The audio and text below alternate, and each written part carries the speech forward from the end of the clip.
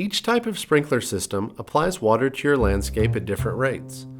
A catch can test is a simple test you can do at home to see whether your irrigation system or hose-end sprinkler is applying water evenly and efficiently to your landscape. Texas A&M AgriLife recommends 1 inch of water per week for watering your yard during dry periods. That's the amount known to be the most effective in caring for the 6 to 10 inch root zones of North Texas. You can run a catch can test in 3 easy steps. Place 5 to 9 cans, at least 1 inch in depth, evenly around each zone to be watered. You can see here we've used our Aggie catch cans, but tuna fish cans and cat food cans work well too. Water each zone for 5 minutes. The amount of water in your can tells you how many inches are being applied to each zone every 5 minutes of runtime. We found 1/4 inch in our can. Your levels might be different.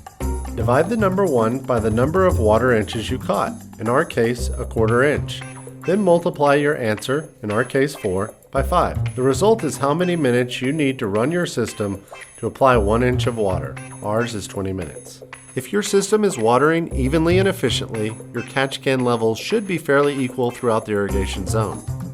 If there is a large variation of water levels in your catch cans, you'll need to adjust your sprinkler system for more even distribution.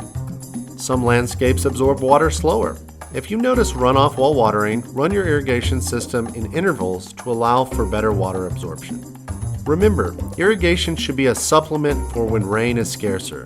During rainy periods, irrigation could be less necessary or even unnecessary.